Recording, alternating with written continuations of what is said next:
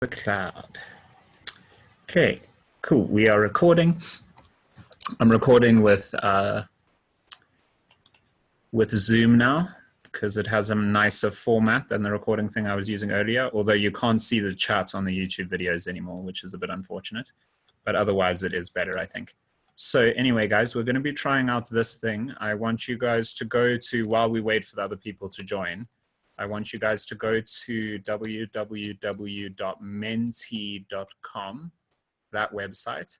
And when you get there, you're going to type the code 323838.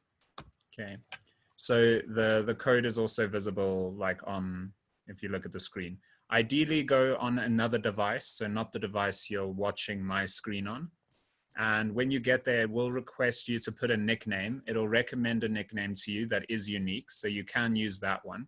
But I would say if you want, you should keep it anonymous because it is a little bit of a competition, but you can do whatever you're comfortable with. Basically, anything's fine. Yeah, so just while we wait for other students to join. Okay, cool. I see Thelma and Jatin are here. And Jatin, your brothers are with you, right? We can go ahead. And I think, yeah, that's most of who we were expecting. So you can, yeah, so just visit this site and type in, okay, I see one of you has joined already. Another one of you has joined. Yeah, so I think ideally go on your phone because it works well on your phone as well. But whatever, any free device you have, a tablet, anything will work.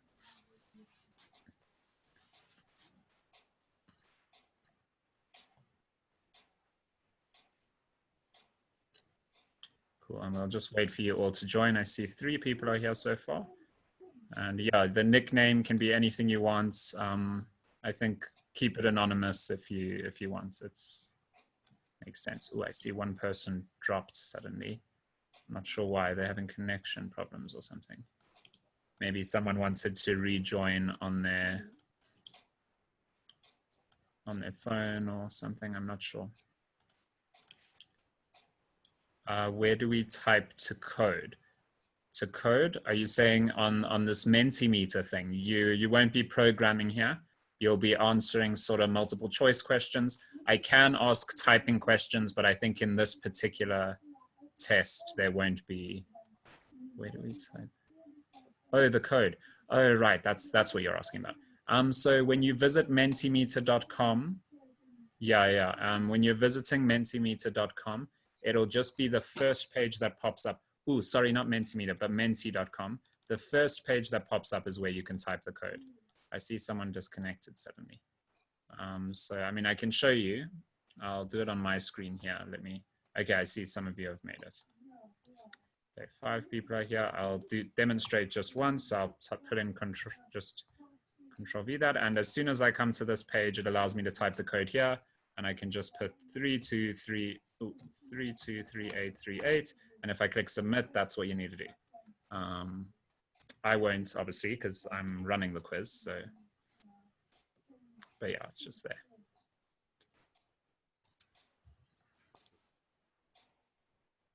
You can't, Vedagrani can't hear anything.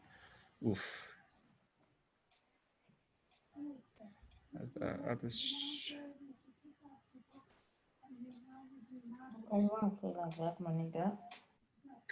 Sorry, I'm just going to help Vedagrani out quick while everyone joins. I see 4 of you have joined so far. Let me see. So 1, 2, 3, 4, 5, 6, 7. We're expecting 7, maybe more because, yeah, okay, a lot of other people have joined now. Awesome. So guys, for those of you who have just joined, there is a website in the chat, www.menti.com. So I'll repost it just in case. I think you guys can see the earlier chat, but I'm just going to post it again. So you go to that website and you type the code 323838. And then it will request you to put a little nickname, and you can put whatever nickname you want. Ideally, make it anonymous if you don't want people to know your score, but you can make it no big deal. Let me cut it. I'm just gonna help. Arjun, you've got lot of background noise. If you could mute your mic, perhaps. Could it be your speaker? But do feel free to use your mic when you want to ask questions. It's easier to communicate that way.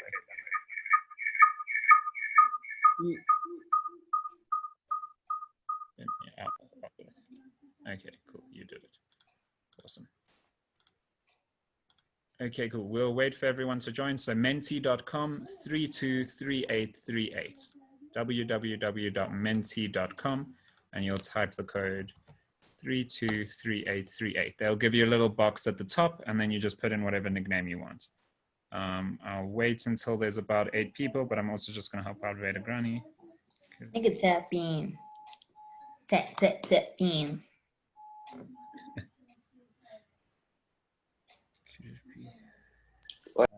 Students.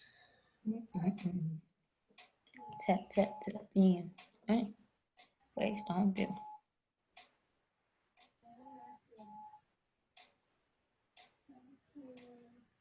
Okay, let's see about that. Okay, hopefully Veda Granny can manage. Let's see, has he joined again? Ah, okay, you are here. Awesome. Can you hear me now? I don't know. I mean, if you can't, then you won't be able to answer the question, I suppose. Okay, I think there's people joining. So I guess we'll wait just a little while longer, guys. So please do join. I'll post it in the chat one more time. If not, we'll just continue with 6 people.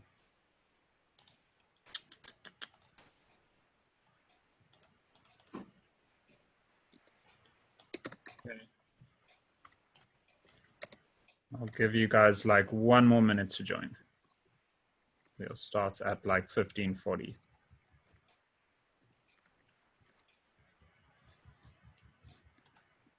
Menti.com, and you type the code 323838.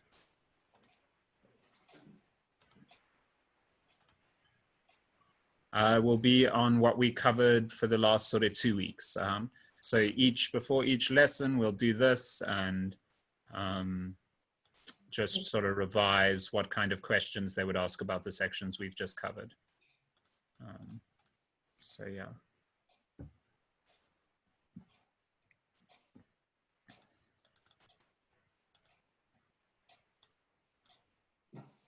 Doesn't count for marks or anything. It's just for fun mostly. I really like this. The site animates it well. There's like a cool point system. It's quite interesting. I think it's quite fun. It looks like some people are going to be missing out though, because we are going to start because we have been waiting for a while. All right, someone came in at the last second. Okay, we are going to go ahead. Sorry if you didn't make it. All right, so question 1, there's only 5 questions. At which stage of the application lifecycle would we create a UML diagram? So UML is Unified Modeling Language, specifying the layout of the program. So at which stage would we make a UML diagram? You guys have plenty of time to answer the question, but faster answers do get more points. So yeah. I did give a lot of time on this one, but it is the first time we're doing this, so.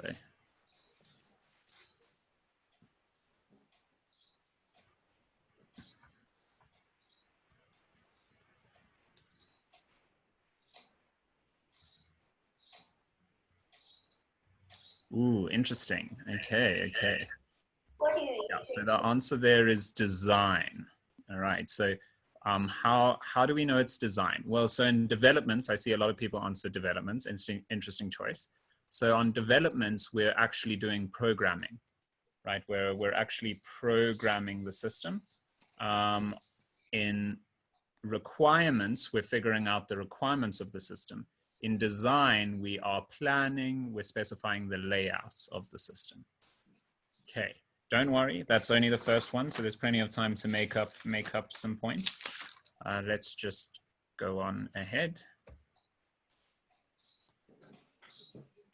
At what At phase? what phase of the application lifecycle do we monitor and manage the deployed application? Regression. When do we monitor and manage?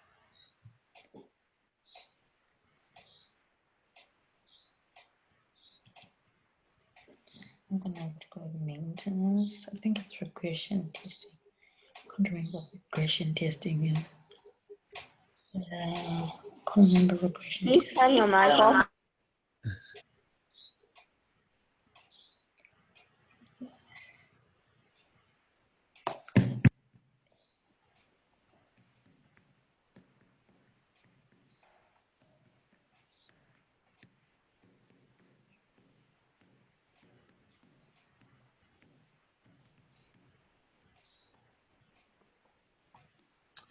Let's see, 30 more seconds.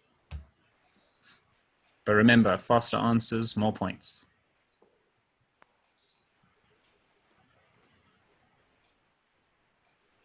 I think it's wrong. Okay. Wrong. All right. Okay. Lots of people answered. Yeah. So maintenance is the correct answer. So 2 people answered regression testing, which is interesting. Can anyone remind me what regression testing is? When do we do regression testing? Over your mic, please. I think it's tap in. Tap Thelma, in. were you saying it? Do you?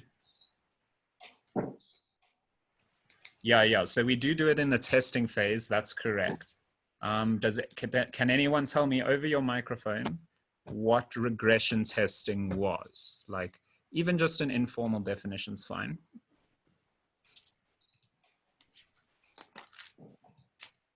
We are going to be doing this now because I do want to encourage you guys to use your microphones.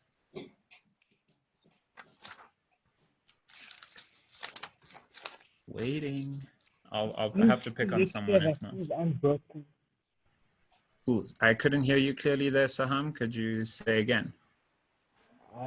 Regression testing is done to check if things are working properly and if they're not broken. Yeah, that's true. So it's testing whether things work properly. That's correct. But remember, so it's after. So after the software is complete, after the system is complete, in regression testing, we are testing that completed software, right? So we're looking for defects in the final product, and like after upgrades. So like when we update or upgrade a part of the system, we might break something accidentally.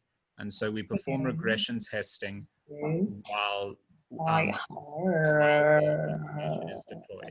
Ooh, Thelma, I can hear myself through your mic, weirdly. I don't know if it's on 2 devices or not. I'm not sure. Anyway, so cool. So regression testing, it's interesting that some of you answered regression testing because it is actually pretty close.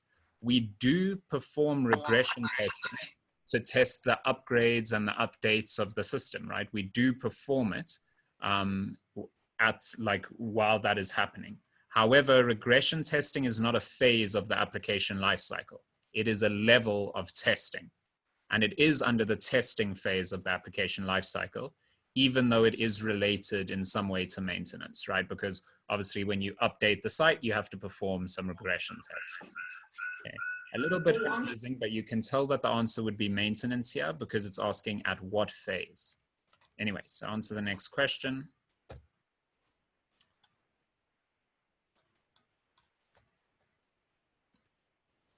When we combine units of code together and test the interfaces between them, we call it testing. What do we call it?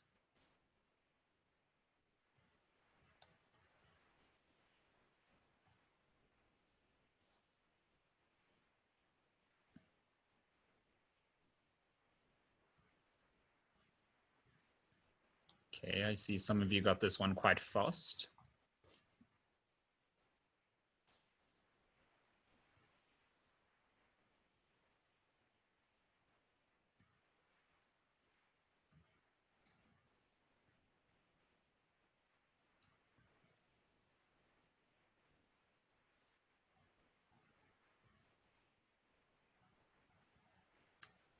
Ooh, big split. Okay, interesting, interesting. Okay, so unit testing. This one, I think you guys saw the units in the question, and so you were like, oh, unit testing. Okay, guys, so in unit testing, we are testing the individual units of code. So if I'm testing a specific unit of code, we call that unit testing, okay? However, what we're doing here is combining different units of code together, and we're testing the interfaces between them. So for example, on unit testing, I would test maybe how to debit the bank account or a bank account. And then I would also run a separate unit test to test how to test the crediting of the accounts. However, eventually I would want to combine these together, and I would want to test how they work together, just these two units, how they work together. That's what we would call integration testing, like how if they communicate to each other effectively. System testing, interesting, and I suppose quite close. It is a bit confusing, the difference. But yeah, system testing is testing the entire system together. So everything, it's complete. I can read you the, overall testing of the software system is what they would define it as. So if I asked you, what do we call it when we test the overall software system or overall testing of the software system? That's system testing. Okay, so yeah, this is like system testing is done when all the components are complete and working together. All right, integration testing is just combining specific units together. Okay, cool. On to the next question.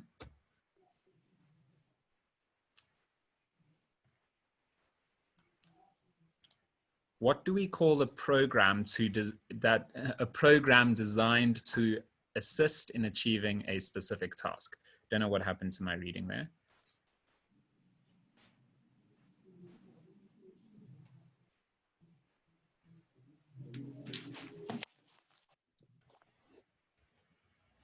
Let's see.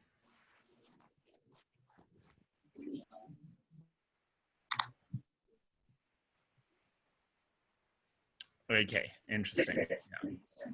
So I think when I saw that they used this definition and expected the answer application, I was like, okay, I definitely have to ask you the guys this question because yeah, algorithm, procedure, I also thought those were very close. But this is when the MTA says that a program designed to assist in achieving a specific task, they are speaking about applications. Okay, I agree with you guys though, it is a bit of a weird definition. Oh, that's a pity, Sam. I think you can reconnect, hey? So you can open up Menti again and jump into the test midway, I think. Oh, but that's really annoying. Sorry about that. What happened? Was it your side or were you kicked or something?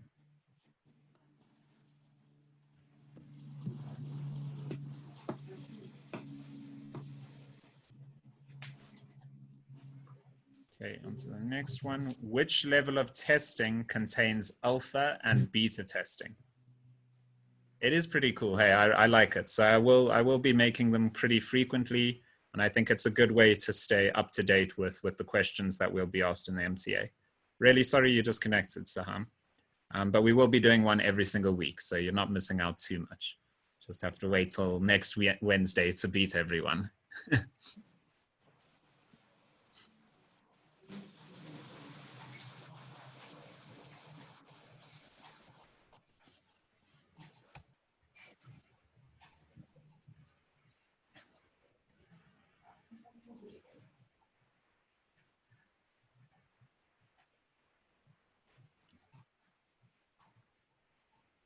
Ah, okay. Well, we'll try again next week and hopefully it gets you through the test that time. Sorry about that. My desk was stuck. Okay. Ooh, it looks like everyone has answered. I guess maybe we'll have to wait for the time to run out. Oh, were you trying to rejoin, Saham? Not sure. Because yeah, I did notice that the last question did go down by one person. Okay. All right, your big splits here. Okay, so let's look at these choices. So system testing, testing the overall system. I suppose you could see alpha and beta testing like that. Regression testing, So regression testing is specifically testing, defects in the final software application after deployment while it's actually being used, okay? I think once you hear the definition of acceptance testing again, then you'll understand, sorry, need a glass of water. Then you'll understand, hold on. I'm gonna go get some water quickly. Sorry, guys.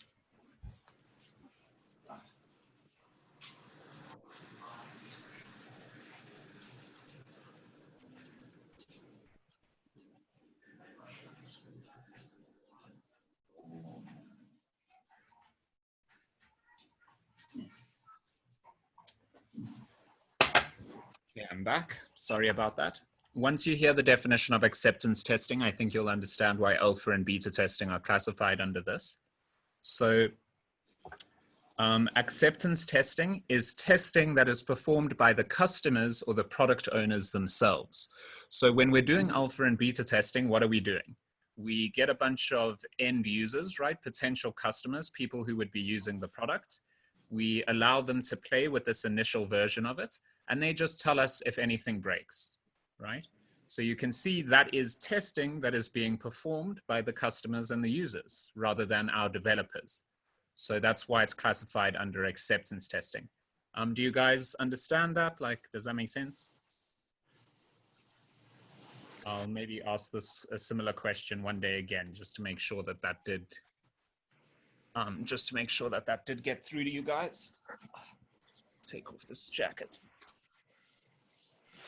Okay. All right. Awesome. So let's move on. And now I think that was 5 questions. So that's all of them. And we can see. So to brighter futures, well done. You answered quick. You answered correct a lot. And yeah, I guess it'll be nice to have this competition because some of you guys will be stronger on some sections and weaker on others. So this isn't just a learning thing. It'll also help you, you know, it's like a little competition each week to make sure that we do well. Okay. Awesome. So that's our little quiz for this week. I'll make one each week, and hopefully you guys start seeing it as a bit of a competition because I did not answer 2 questions. Yeah, that's you finished second. Oh wow, good stuff, and you missed 2 questions. Huh. Okay, so there'll be a nice competition going though, so that's good. Yeah, I see. So you can see on the shared screen. Yeah. Cool. So I'm gonna close this now. All right. But yeah, guys, it obviously is just for fun. So don't become, I mean, competition is good. So do become competitive. But yeah, it is also just, don't let it discourage you and stuff, okay?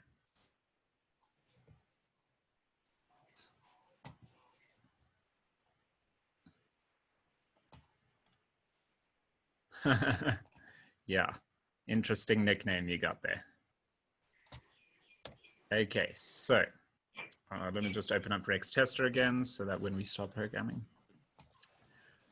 Awesome. So I did say last week we just finished with the linked lists, and we're kind of ready to start on the next section, but I want to go over linked lists again because I feel we did rush it a little bit at the end of last week.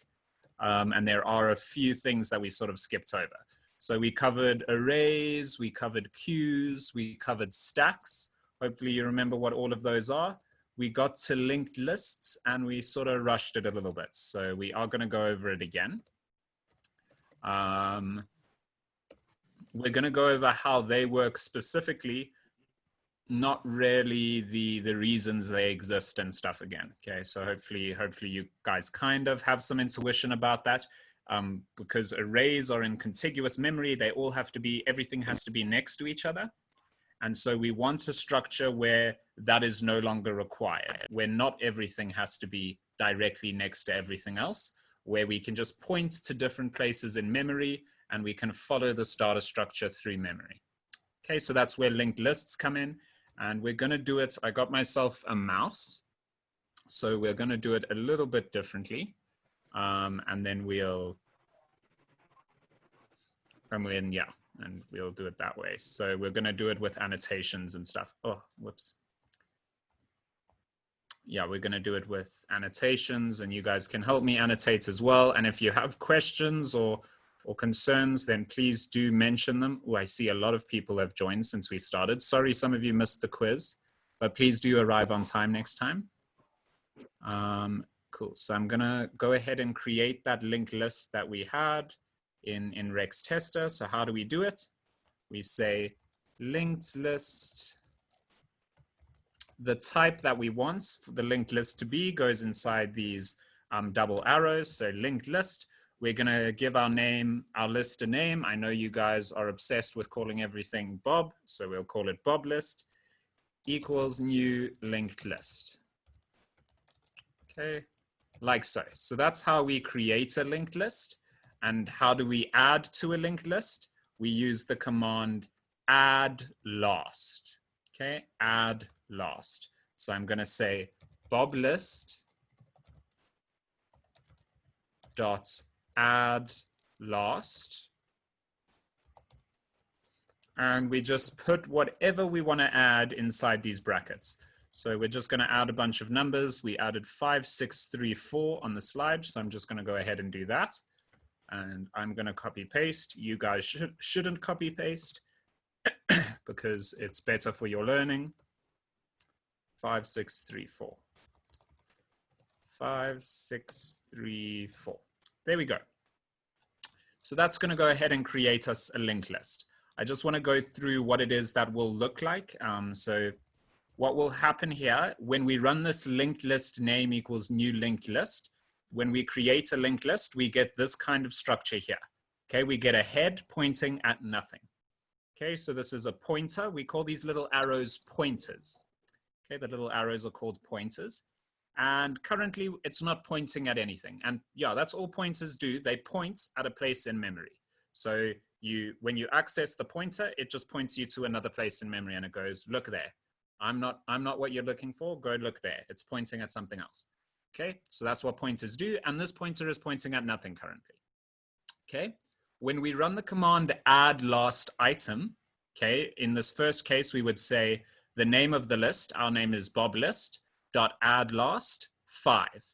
Okay, we added 5. So in place of item, we put 5. What will happen in that case is now our pointer will be pointing at something that looks like this. Okay, we call this a node. These two squares, they form one node. Okay, we call it a node. And we'll discuss more in detail what this node is representing. But basically, every time we run add last, we add another node. And you can see the node, each node has another pointer, right? That arrow over there. Currently, the pointer is pointing at nothing. Okay, but when we run add last, we add another node where that pointer points. And when we run add last again, we add another node where that pointer points. And when we run add last again, we add another node where pointer points, and so on, right? We can go on further. All right, so that we did discuss last week, but I want to go more into detail because I think maybe some of you didn't really get it. I want to go more into detail about what each node represents and how exactly we use this structure properly, and sort of what the advantages and what the disadvantages are. So I've got a copy of that linked list over here, and we're going to annotate this so that we can understand it a little bit better. Okay, so you can see that each node has 2 little squares, right? Each node has 2 little squares. We call those squares the value square. So that's the first one, okay, the value square, and the next square. So each node has a next square. So I'm circling them now. And the next square is holding the pointer, right? So each node holds this little pointer. It's either to another node, but you can see the last node points to nothing. Okay, so each node has 2 parts. The one part is holding this pointer to the next node, and the other part is holding the value of the node. Okay, the value of the node. Okay, so 5, 6, 3, 4. All right, so each node is represented by those two parts. Okay. So what I'm going to do now is I'm going to say, all right, we're actually going to see what the structure is allowing us to do. All right. So we create this list. All right. We've created this list in C# now. We just did it in Rex Tester, and we called it Bob list. Right. We called it Bob list. Let me just type it so it's neater. We called it Bob list. How do I click select? There you go. Yeah.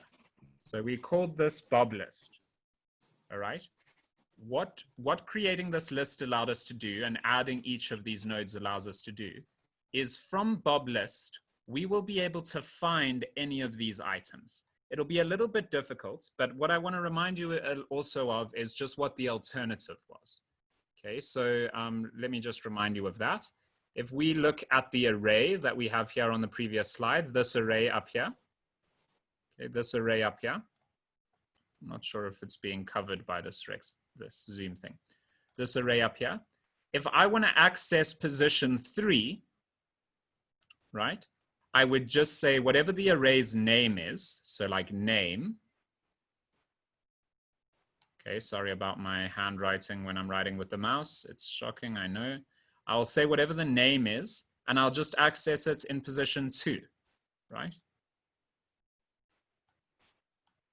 And the computer will immediately be able to find 3 here, right? Because this is position 0, and right next to position 0, each one of these is an int.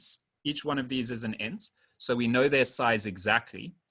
And just after position 0 is position 1, right? 32 bits later. And 32 bits later, we'll have position 2. And 32 bits later, we'll have position 3. So the computer, just from this number, is able to instantaneously access the place in memory that is holding the second address, right? Instantaneously. All right. So, but linked lists are slightly different, because we've seen that putting things next to each other in memory like this, it's cool that it allows us to instantaneously access things. But the problem is that this bit of memory is out of bounds, and this little bit of memory is out of bounds. So I can't use it, even if I want to, right? I'd have to find another place to put my array if I want to make the array bigger. So we've seen that this has a disadvantage, storing things like this. So the linked list is providing us an alternative to this, all right? And you'll see that it's very different in the way that we access things.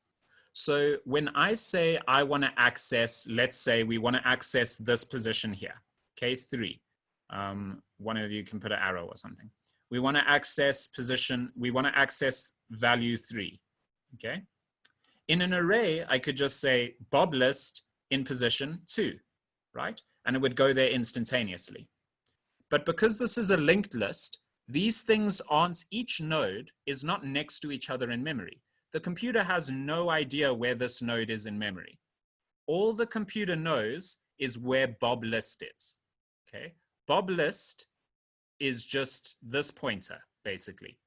All it knows is where this pointer is located, okay? Where that first pointer is located. That's all the computer stores. And we want to get to position 3. So with an array, we would just say access it in position 2, and it would just work. But now we have to get a little bit more creative, right? So how are we going to do this? We're going to use Bob list here, all right? So I'm going to say, can I edit the text?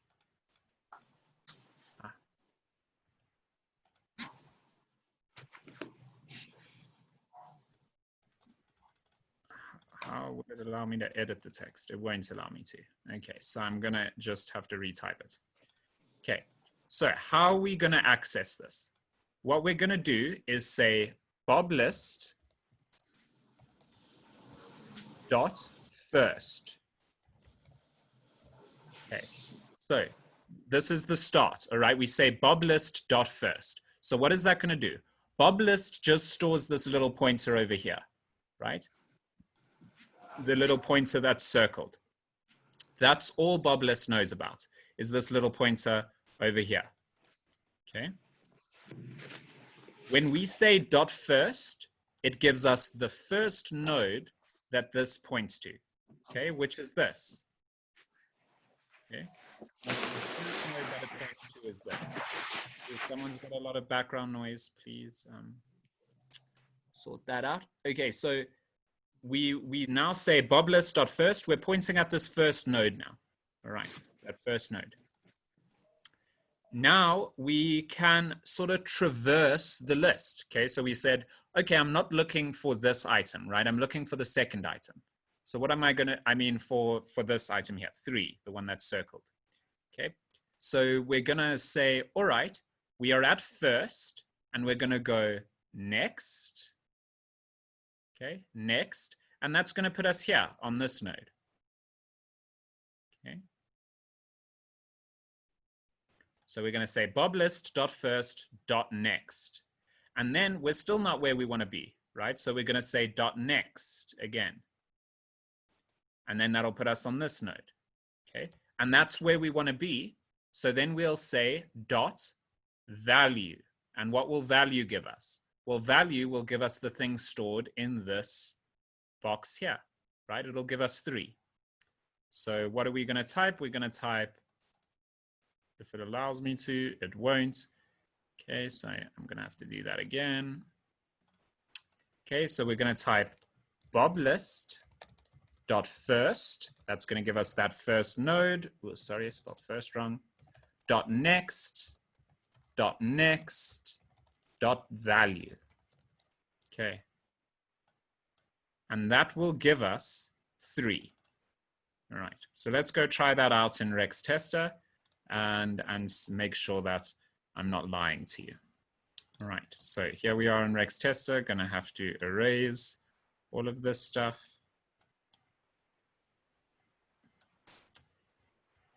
Okay, so we're gonna say console.write. So I'm just gonna print out what we get back, console.write. Okay, I'm gonna say boblist dot first dot next dot next dot value. Okay, and we're going to run that. And you see it gives us 3, which is what we wanted, right? So what did that do? We said boblist.first, that brought us here. And then we were like .next, that brought us here. .next, that brought us here. .value, that brought us here. Okay. Guys feeling okay about that? I don't know if anyone was posting questions in the chat. Remember, guys, do feel free to ask with your microphones as well now. But let me just make sure. Okay, cool. All right. So that's how linked lists work. Now, I want to ask you guys. So you can see now, before when we were using arrays, I could just tell it where, I could just tell the computer where the array, where I wanted to access, and it could immediately go there, right? It could just jump right to 3. But now it has to do this whole traversal. So why would we bother with this? Why is this better? Or why is this better in some cases? The answer has to do with how we add object reference not set to an instance of an object. System.null reference exception, object reference not sent to an instance. Cool. Maybe Saham, you can, when we have a break, you can share yours and we can review it that way, because it's pretty difficult for me to know what that is in reference to. What I do think it probably has something to do with how you created the linked list. So just double check that yours is the same as mine, but I'll leave mine on the screen when we get to the break. I just wanna finish this quick. But it's good that you're following along. You guys should do that. Wait, how do I need to get back to annotations? Okay, so the last thing, I just want to discuss why this is an advantage, and then we're gonna have a quick break. Okay, so you see at the end here, it points to nothing. Remember, when I created an array, I had to give it a set size and all of it was next to each other in memory, right? I don't know what's happening in these other parts of memory around my array. And so if I wanted to add to the array, I would have to find another place in memory and copy everything across, which is very inefficient. I would much rather just be able to add to the array immediately. So how do we add to a linked list? We said we use this add last command. So what does add last do? What add last does, it goes, all right, I'm going to start at the head of the list because that's what it has access to. I'm going to go here, the first node, and it sees, okay, next, this next pointer is not pointing at nothing. Okay, so I'm going to go there because it's not pointing at nothing. And then it looks at this next pointer. Is this next pointer pointing at nothing? No, it's not. So we're going to go to what it points at. All right. It looks at the next pointer again. It says, is this next pointer pointing at nothing? No, it's not. So we go to what it's pointing at. Then it checks, is this next pointer pointing at nothing? Yes, it is. Okay. So what will it do? It'll go, all right, this pointer is no longer going to be pointing at nothing. It's now going to be pointing at another node, right? It's going to create another node in just any part of memory, and it can put it anywhere it likes because we'll always be pointing to it from head, right? We have access to head, which means we'll always be able to find this node, okay?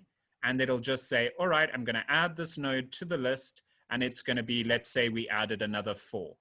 Okay, we added another 4, and then it's going to add another pointer here that points at nothing. Okay, and that's now the end of the list.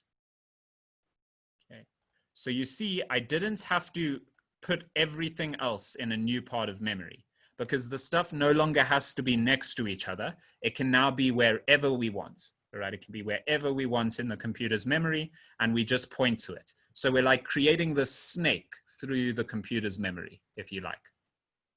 Okay, so that's why linked lists are an advantage. What is a disadvantage though? Well, you guys can see that I can only go through this list in one way, right? I can only go through this list in this way, right?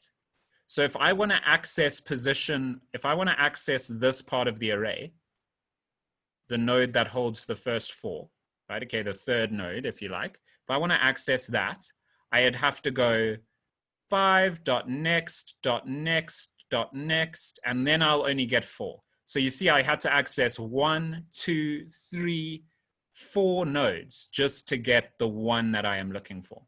Okay, so that's the disadvantage. And you could see arrays would just instantly go, I'd say, I'm looking in an array for position 3, and it would instantly find the 4, right? But with the linked list, we have to traverse like this. So it takes very long, right? If you want to access this item here, this 4, you would have to go .next, .next, .next, .next, and then you would get the 4. Okay. So it's a little bit difficult in some ways, but it is useful as well. All right. So that's why we have linked lists. I do now want to say just one extra thing. There is another thing called a doubly linked list, okay? Doubly linked list. Let me just type it so that you can see the name and it'll probably instantly make sense what's going on. So it's called a doubly linked list. Okay, doubly linked list. And the only difference with the doubly linked list is that each node has 2 pointers instead of 1. Can anyone tell me, if you can through your mic, ideally, what do you think the second arrow would be pointing? Where do you think it would be pointing on each node? What do you guys think? To another list. To another whole list, do you think? That's interesting. Any other guesses? What would be useful here? You see, like I want to access the last item in the list, for example. I want to access this 4. You see, I have to go next, next, next, next. That's quite a lot, right? How could I fix that? Do any of you have an idea of how I could improve that? How could I access this last item much faster? Anyone have an idea? What you're thinking is probably right, I promise. Whoever's thinking. A super long node. A super long. So I'll tell you, and then you guys will see it immediately, I think. So what we're going to do, in order to access this last item much quicker, what we could do is add a tail. Okay, you see we have a head. We can add another pointer called tail that just points to the last node in the list. Okay. So then if I want to access the last node of the list, I can just go .next. Previously, I would have to go .next, .next, .next, .next. But now I can just say .tail. And it'll give me the last in the list. Okay. Cool. So that's not doubly linked yet, okay? Because each node still only has one arrow, right? So this is saying .next, .next. Each one is pointing to the next thing in the list. If I wanted to make it a doubly linked list, what we would do is, so currently everything points to the next thing. What we would do is just make everything also point to the previous thing. So for example, currently, if I want to access even with this tail, so we've got a tail now, right? Even with the tail, if I want to access the second last part of the list, so this item here, you see I would still have to go first, next, next, next. Whereas instead, I would rather just want to go tail, previous. Okay. So with the doubly linked list, what we do is add another node to each of them. Okay, I mean another pointer to each of them, to each node that just points to the previous thing in the list. Okay, and this will be called previous. And every single one of them will have it. So this guy will also have another square. Some of you, if you want to add them to these squares as well, with the annotator, because it's a bit difficult to draw it all by myself. Okay, so each node will also have a square that points to the previous. Okay, and sorry about my terrible drawing.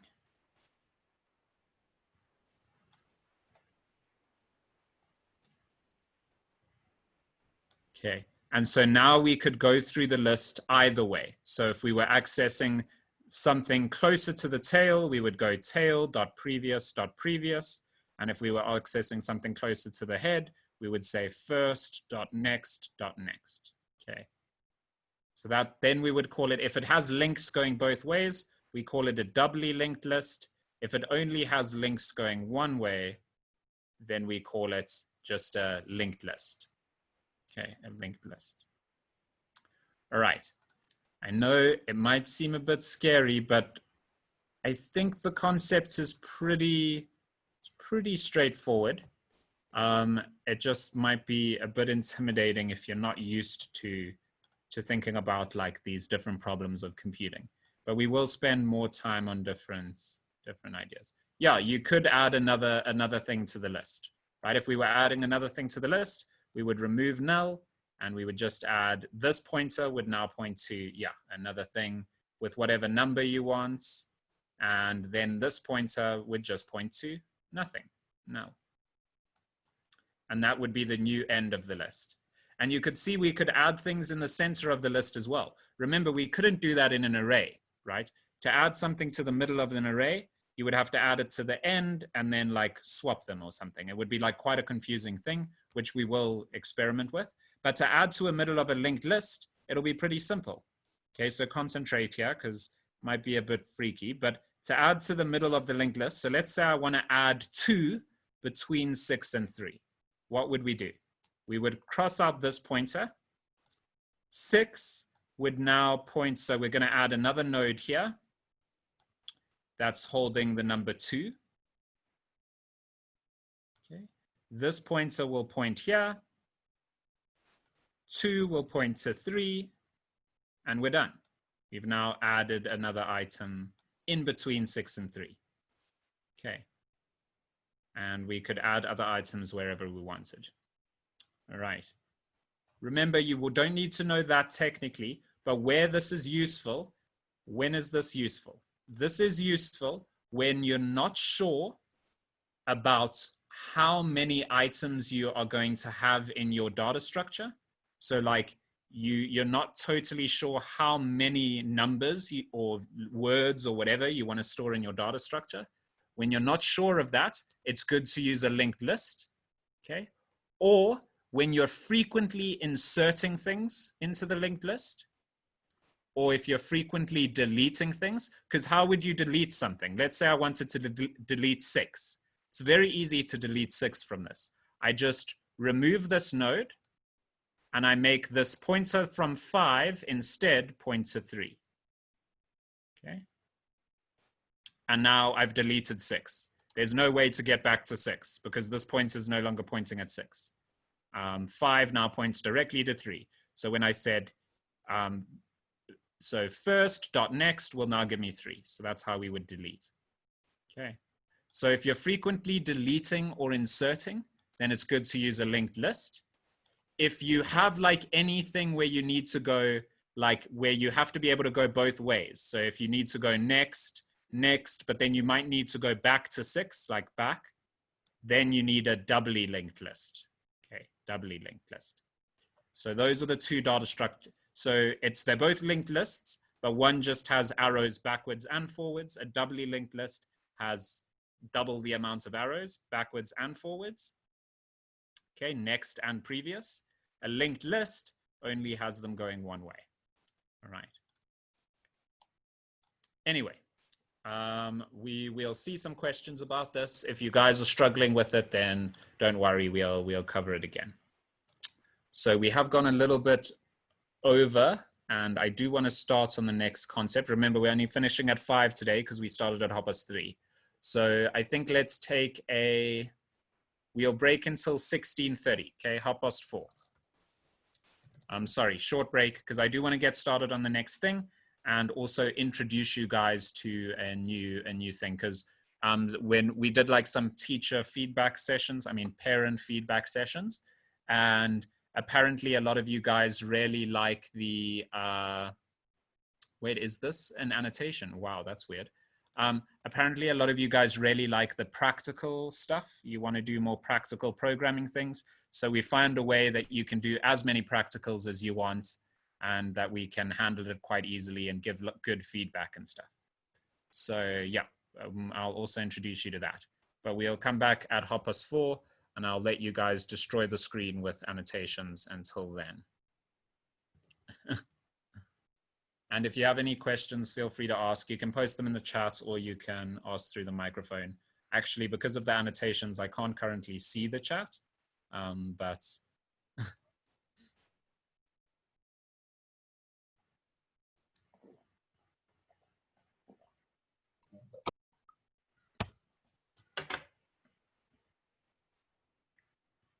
oh, yeah, let me open up the next slide while we wait. So the next set of slides is called sorting.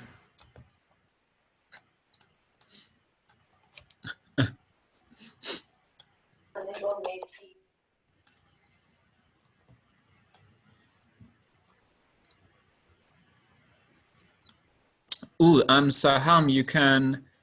Did you manage to figure out that problem? I'll leave my code on the screen.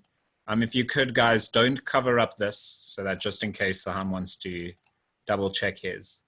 Oh, Saham, this time you must leave the generic. Okay, I don't think that will be your problem. That's not the problem you're having, but you must leave the generic now. Okay, I'll also just make it full screen so that you can see it clearly. So that's what mine looks like. In case you wanna.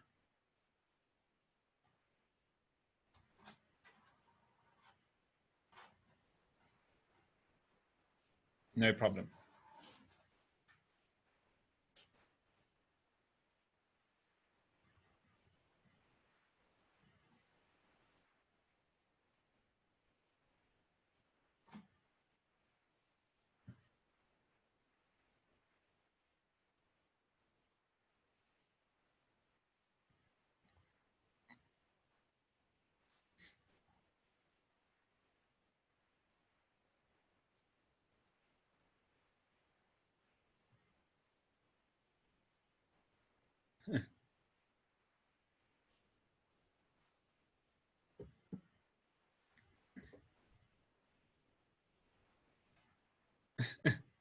You're going to give someone epilepsy if you keep doing that.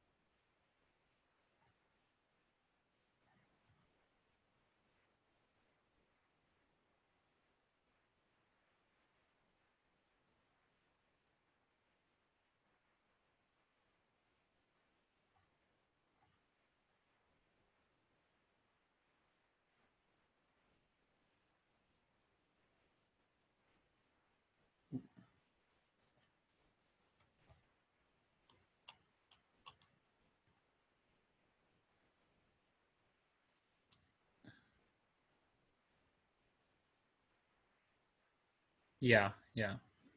Is this from the article I sent earlier, Saham, or from another one you found? But yeah, I saw there's a lot of news about this. So I think you guys probably won't have, at least if the teachers' unions have anything to say about it, you probably won't be at school for too much longer. At least maybe you'll have online lectures again. I'm not sure. Anyway, it is 4:30, so let's get cracking again. Cool. We're gonna at least get familiar with the idea of sorting so that we can finish it next week. All right. So, sorting. I do actually want to check something because we do have your section 3 quiz ready. So I want to see I want to think about when it is we would be writing it.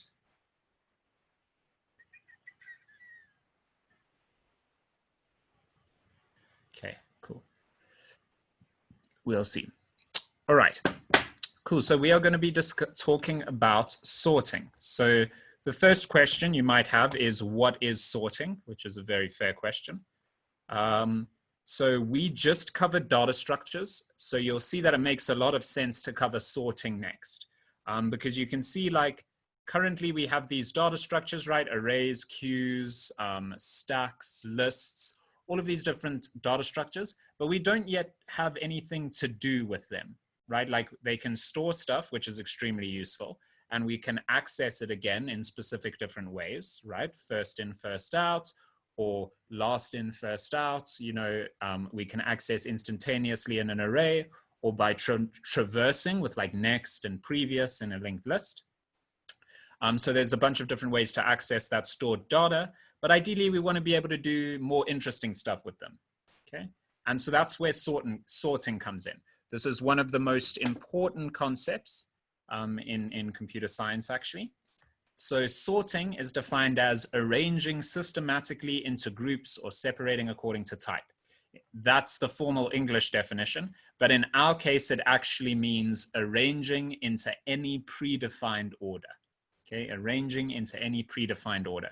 So when you hear the word order, I want you to be thinking about like first, second, third, fourth, or that's what you should be thinking about. The first, second, third, fourth, alphabetical order, numerical order, right? Ascending or descending order, right? That's what we mean by order. Okay. So yeah, you might be wondering, is this still section 3? Because we started by discussing the application lifecycle, and now we're suddenly discussing data structures and sorting. But yes, this is still section 3. So this is for general software development ideas, okay?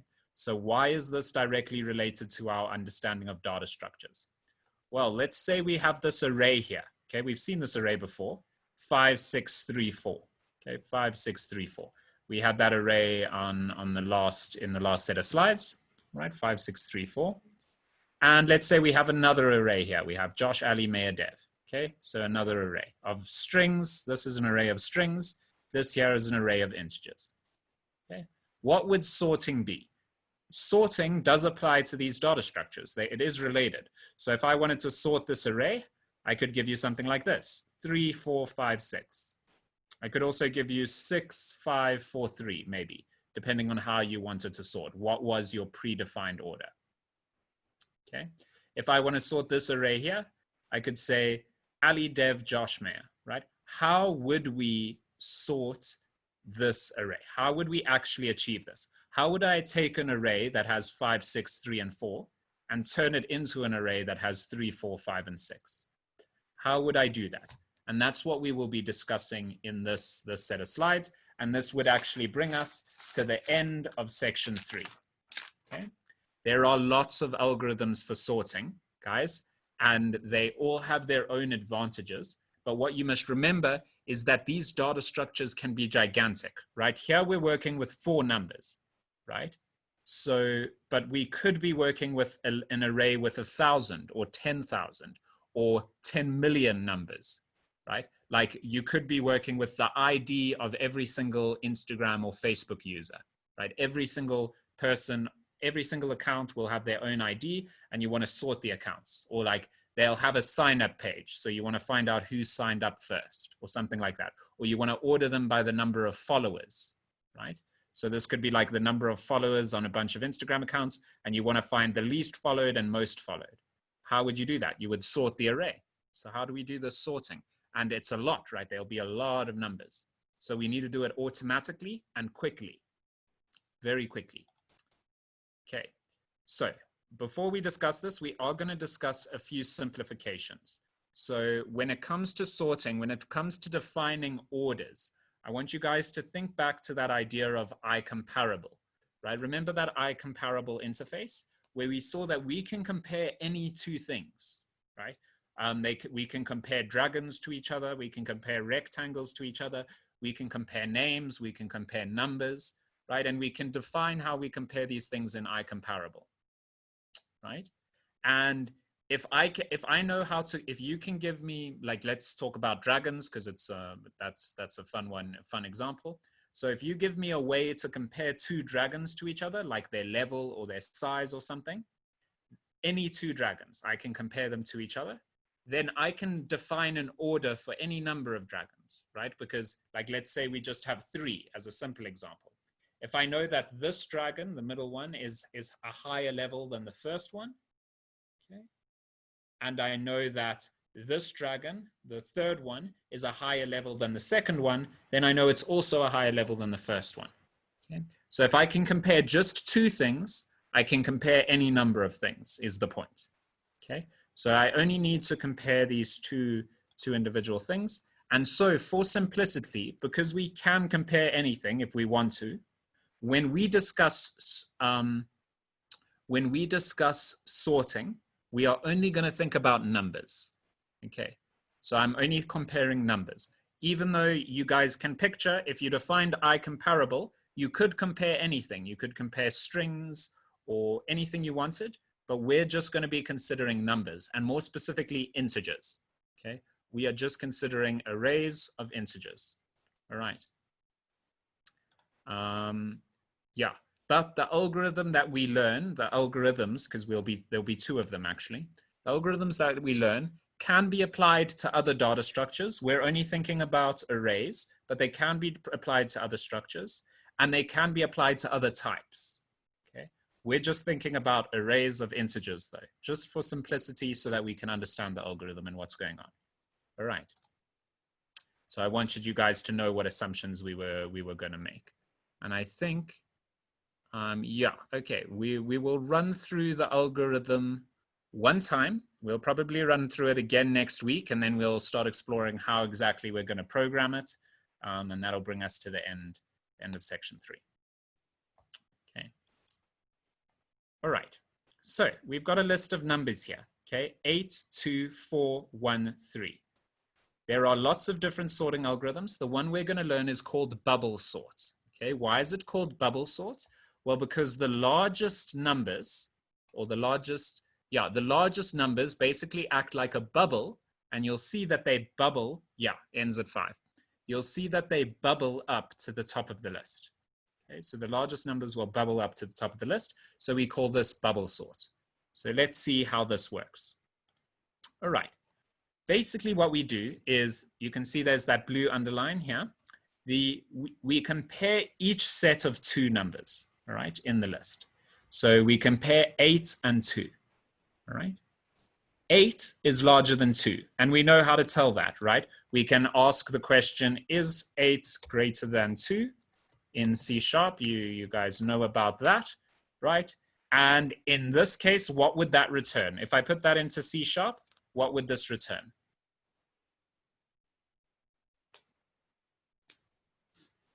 Can anyone tell me? If I type 8 greater than 2 in C#, what will it give me? It's true, right? So then we can immediately tell the number on the left is larger than the number on the right, right? And so we swap them. Okay, we swap them. So swapping these two things might be a little bit more complicated than you think it is, all right? So let's just discuss how it is we swap 2 elements, and we'll finish discussing that, and we'll probably, and then we'll go on to explaining this other thing. Okay, so we've got our linked list here. It'll all be in the recording, so you can always go back to it. But I quickly just want to talk about how we swap the value of 2 things, because it'll be a little bit trickier than you think, I think. So we'll say int x equals, so x was previously, 8 and y was 2, okay? And we want to swap them. We're not thinking about it in an array yet. I just want to think about it in terms of 2 integers, okay? So I'm going to say int x equals 8 and int y equals 2, okay? I'm going to print out on the next lines. I'm going to say console.writeLine. And I'm going to print out 2 lines at the end here.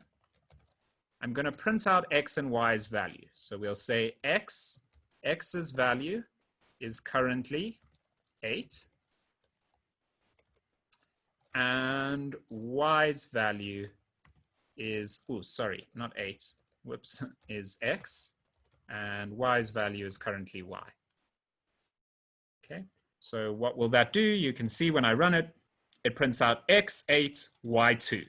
Okay, what I want to do is over here, I want to write some code that swaps the value of x and y. Okay, swap value of x and y, swap x and y. Okay, I want to swap the values of x and y. How would I do that, guys? You might think it looks easy, right? But remember that the thing on the left is what gets saved into. So what would you do first? Can someone suggest something to me? How would we do this? Remember, they can be any values. So you're not allowed to specify it exactly. You can't just be like x is 2 and y is 8. That's cheating. You have to only use x and y's. What's a quick way to start? Like, how do I make x's value y? Let's start with that. Can someone tell me that? How do I change x to be y? And feel free to speak through your mic as well if you're thinking about the problem. How would I make x's value equal to y's value? X equals Y, sir. Precisely. I would say x equals y. Okay. So on this next line, how would I make y's value equal x's value?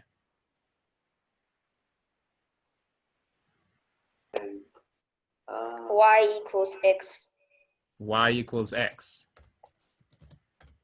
Does anyone see a problem here?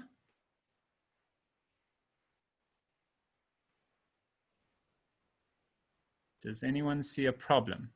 Because you see what we've done. The computer's going to come here first. So after this line runs, what will x's value be? Yeah, well, not even square one, we'll be worse off, right? Because what will x's value be after that line that's currently highlighted runs? What would x's value be? Someone tell me.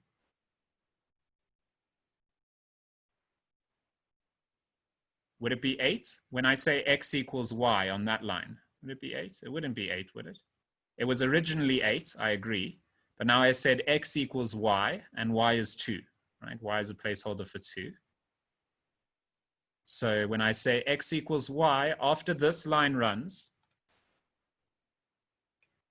yeah, some kind of, maybe a special operator. Maybe that's correct, Sachin. We'll see. So if I say x equals y here, you can see that x becomes y. So it's y is 2. So x is now 2.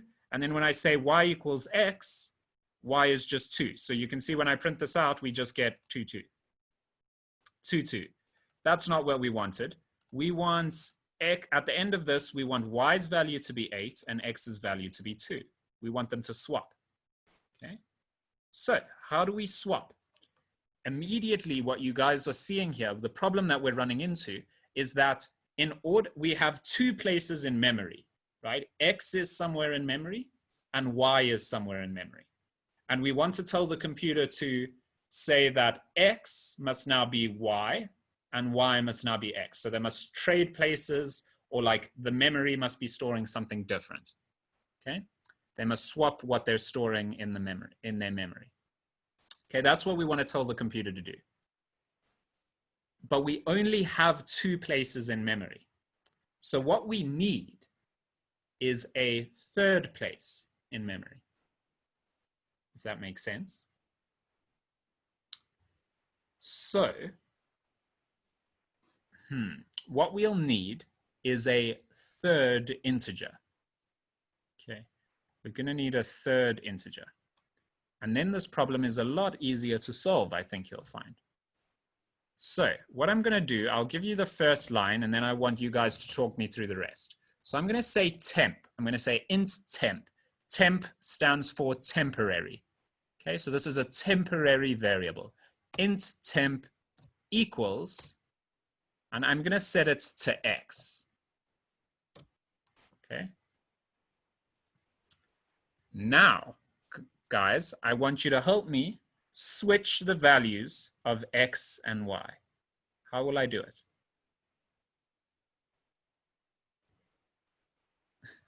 It's confusing. The first time I saw this, I was also like, huh, that's really interesting. So basically, in order to swap 2 things in memory, we need another place in memory. Because when you overwrite x, you lose it forever, right? So how do you get x back? So what you originally do is you go, all right, whatever's in x, I'm going to store somewhere else in temp, okay, in another part of memory. So x is safe somewhere. So now when I overwrite x, I can just go back and find it in temp. So make temp equals x and then transfer it into y. Yeah, sort of. So on the next line, I'm going to say x equals, what will I set x to, guys?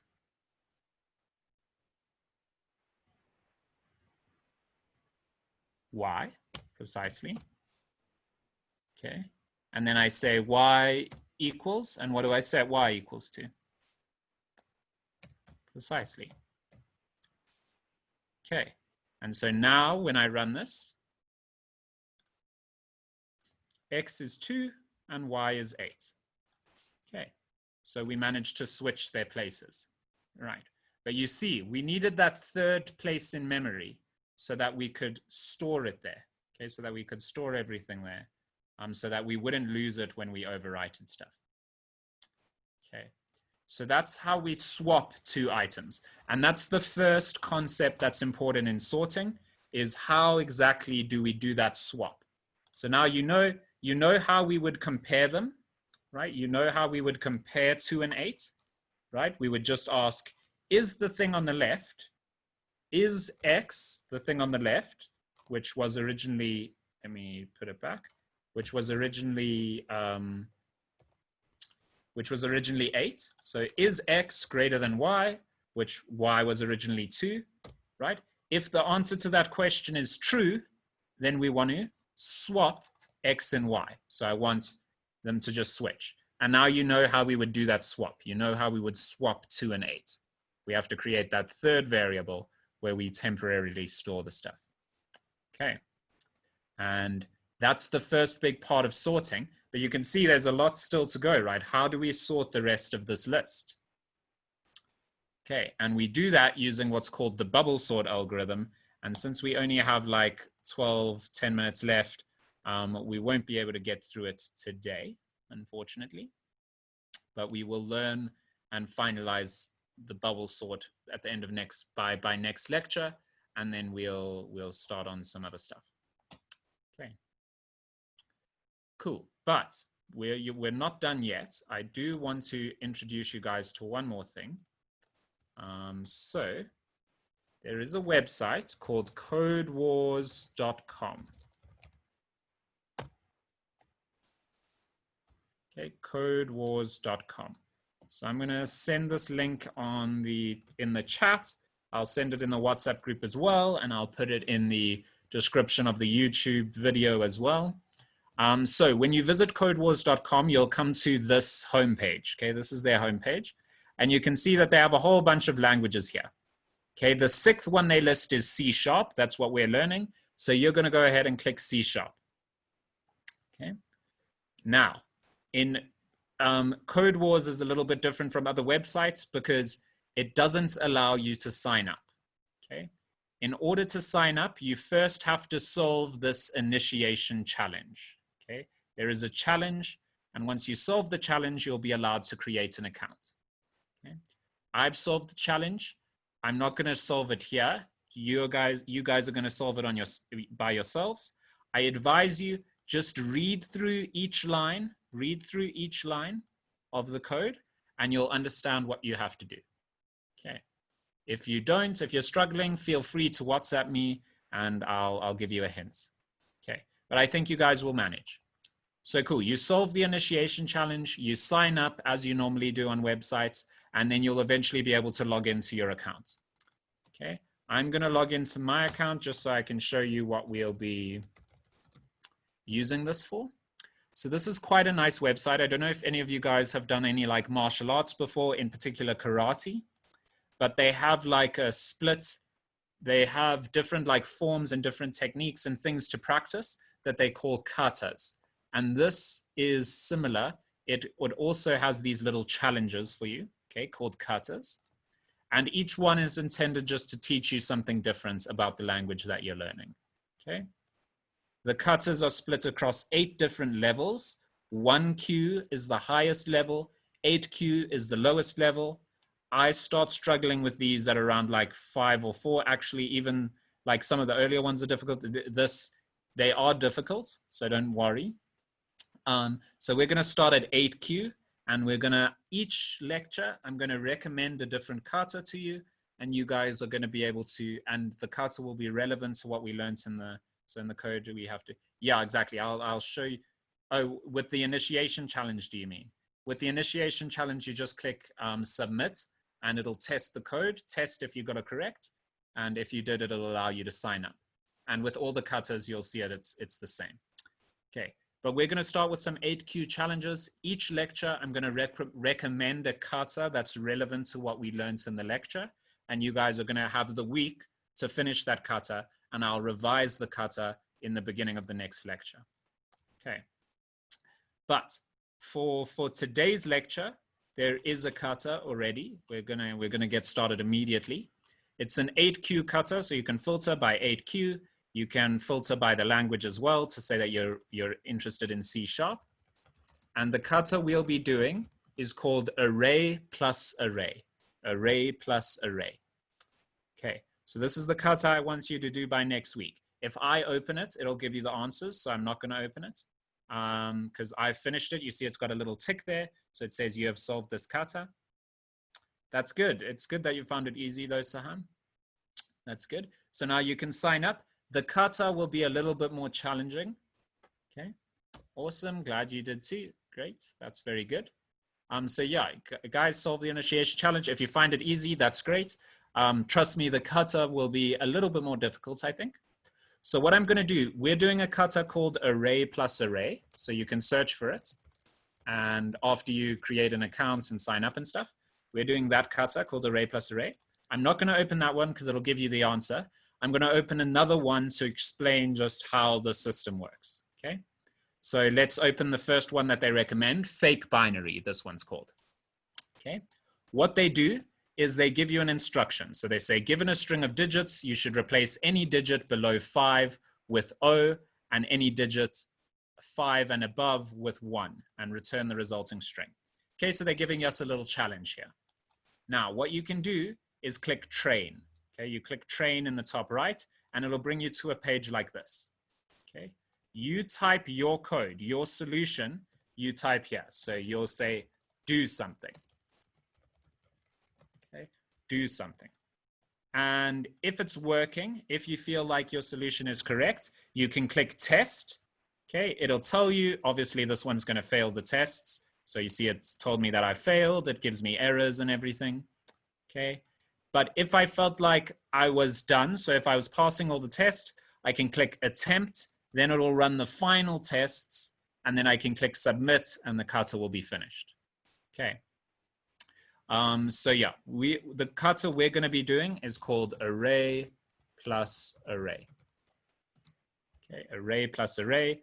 And if you guys can solve that by next week, if you need any help, feel free to WhatsApp me and I can give you the hints again. But the hint for this array plus array one, the question is, so I'll tell you what the question is, what they expect you to do, and I'll give you a little hint, nothing too big. What they're going to do is they're going to give you 2 arrays, okay? And the arrays are passed into the method over here. So you'll see their names in the top over here. Let me show you in another cutter actually. So actually, maybe I can open it safely. I don't know. Yeah, okay, I did. Okay, cool. So the arrays that they give you are over here. Okay. R1, R2. Okay, those are their names. Okay, so we have these 2 arrays that they're given to you. You don't have to set their values. Their values are already set. They're given to you. Okay. And the arrays, you don't know how long they are. You don't know how long the arrays are either. Okay, so they can be any length. I'm going to make mine a length of 4, but your solution must work for any length of array. And what they're asking you to do is, why is it out of, I could see spaces. So what they're asking you to do is to take the items in the first array. So I can do it in a different way. Let me say this array is going to be 1, 2, 3, 4. And the next array will be 2, 3, 4, 5. Okay, 2, 3, 4, 5. What they want you to do is take all the numbers in this array and add them up, and take all the numbers in this array and add them up, and then add the results together and return that. Okay, so at the end of it, they want you to be able to take any 2 arrays, okay? You put them through whatever code that you're running, And at the end, you must return an answer, okay, an integer. So you'll have like int answer equals 0 at the end. I mean, at the beginning, something like that. And you must, inside answer, you must add these all up. So 1 plus 2 plus 3 plus 4. Okay, 1 plus 2 plus 3 plus 4, that's 10, right? And we add up all of these. Oh, sorry. And we add up all of these, so that'll be 11. Wait, why am I struggling? It was 14. So 10 plus 14, and the answer at the end will be 24, and that's the result that we must return. Okay, but that must be happening automatically. All right. What I recommend to you, I'm going to give you a hint. Right? How do we iterate over every single item in an array? We use a for each loop. Okay, there are 2 arrays. All right, there are 2 different arrays. So you might have to use 2 different for each loops, perhaps, or you could use a for loop even if you wanted. You can do it. You can do it how you want, pretty much. But that's the hint I'll give you. We must be thinking about how to loop over these arrays and add all the numbers together. Okay, so that's the hint I'll give you. The kata is called array plus array. I wish you the best of luck. Feel free to ask any questions. Feel free to help each other out. But remember that it is a puzzle, so don't spoil it, because it is nice solving it yourself, obviously. So if someone asks you for help as well, like a friend or something, give them hints rather and help them solve it. Don't solve it for them, if that makes sense. Okay, so with that, we'll call it there for today. And yeah, good luck on the kata, and I'll review it at the beginning of next week's lecture, and then we'll go through bubble sort. All right. No problem, Sachin. Cheers. And yeah, goodbye, everyone. Yeah, and feel free, guys, to ask for help on the group if you need with the kata, and I can give more hints maybe, or if you're having any trouble with code wars or whatever. But I think it's quite a nice thing because you can continue doing challenges. Hey, guys, if you're enjoying the katas, if you're solving them easily, 100% they're very valuable to do. It's a good way to practice your programming. Okay. Yeah, so enjoy your evening, guys, and goodbye. I'm recording with Zoom, so it takes very long to process the video, but I will still upload everything to YouTube as usual. Okay. So cheers, everyone. Enjoy your evenings. Bye-bye. No problem. Thank you for coming, and see you next week, okay?